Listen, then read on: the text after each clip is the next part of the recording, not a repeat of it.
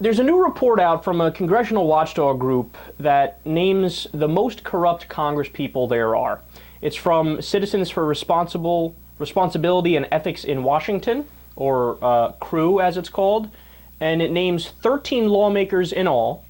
The breakdown is 6 Democrats and 11 Republicans, and the reason they made the list is because they allegedly broke campaign laws or congressional ethics regulations. So here are your sellouts. You have Rob Andrews, who's a Democrat of New Jersey. Michelle Bachmann, Republican of Minnesota. So not only is she incredibly stupid, she is also incredibly corrupt. You have Tom Bishop, Democrat of New York. Paul Braun, Republican of Georgia. If that name sounds familiar, Paul Braun is the guy who notoriously said evolution is lies straight from the pit of hell. People who talk about evolution, they're like the devil reincarnate. I mean, this guy is one of the dumbest Congresspeople there is, no question about it. Right up there with Louis Gohmert, Michelle Bachmann. Scott Desjarlais made the list. Scott Desjarlais, remember him? He's the doctor who had sex with like 5 of his patients. They were all his mistresses, and meanwhile, his wife had no idea about any of it, and also he told his wife to get an abortion and one of his mistresses to get an abortion. All the while, he had a pro-life voting record. Oh, and he filled out prescriptions so that his mistresses could get high. And he also, there's accusations he smoked marijuana as well. And this is a guy who votes in favor of the drug war. There's another winner we got here. There's Vern Buchanan, Republican of Florida. Michael Grimm, Republican of New York. Gregory Meeks, Democrat of New York. Harold Hal Rogers, Republican of Kentucky. David Valadao, Republican of California. Don Young, Republican of Arkansas. Mitch McConnell, Republican of Kentucky. Mitch McConnell being corrupt? No, I didn't see that coming. Now, are you ready for my slightly contrarian opinion on this? I actually don't agree with the report. I don't think they use the right criteria. Now, don't get me wrong. I'm not saying that these Congresspeople are good. Trust me, they're plenty corrupt, and many of them, if not all of them, are plenty stupid. But since we have legalized bribery in our system, these are just the people who had taken money and then they colored outside the lines, essentially, and used it on things that they weren't allowed to use it on. These aren't the politicians who took the most money from lobbyists and corporations and different rich donors. That would be a different list. And by the way, I think that's a better measure of corruption, just simply the people who take the most amount of money from the richest people and the biggest corporations and the lobbyists. So are you ready for that list? Because I compiled it as well. This one is from the 2012 election cycle alone, and it's from OpenSecrets.org, which tracks who's giving our politicians money and who's bribing them.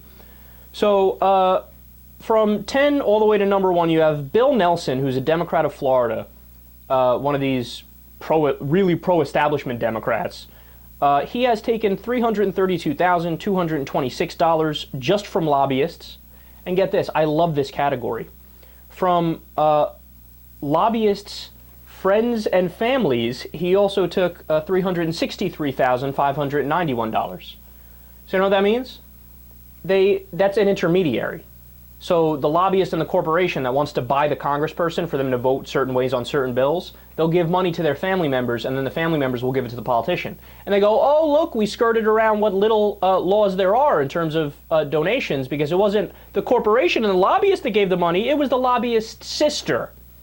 Oh, come on, man. How ridiculous. This is what I mean when I say we have legalized bribery in the United States. Let me continue. Robert Menendez, Democrat of New Jersey. He's taken about $353,000 just from lobbyists and over $400,000 from lobbyists' friends and families. Kirsten Gillibrand, Democrat of New York, one of my senators, same thing. Tim Kaine, Democrat of Virginia. You got a lot of Democrats here. Maria Cantwell, Democrat of Washington. Orrin Hatch, Republican of Utah. He took $460,000 from lobbyists. $528,000 from lobbyists' friends and families. Gee, I wonder why these politicians always vote with the corporations and screw over the people of the United States. Could it be because they're giving them $500,000? Wow, I can't really tell. Let's sit down and think about this. George Allen, Republican of Virginia, John Bainer. Number 3 on the list is John Bainer, taking $529,000 from lobbyists and $612,000 from lobbyists' friends and families. So you tally that up, you're well over $1 million. John Tester, Democrat of Montana, a blue dog Democrat who's just a Republican, basically. He's taken $538,000 from lobbyists and $589,000 from lobbyists' friends and family. And then, are you ready for the person who is most bought and paid for? Now, thankfully, this person did not get elected, which is a good thing. But Mitt Romney accepted the most money from lobbyists in the 2012 election cycle. $1.9 million from lobbyists and $2.38 million from lobbyists' friends and family. And this is the guy who was out there saying, oh, yeah, I care about the people. Yeah, I'm good. I'm going to be good for America. I'm not going to listen to the special interests and the establishment and the corporations and the rich. Oh, please. They gave you a tremendous amount of money.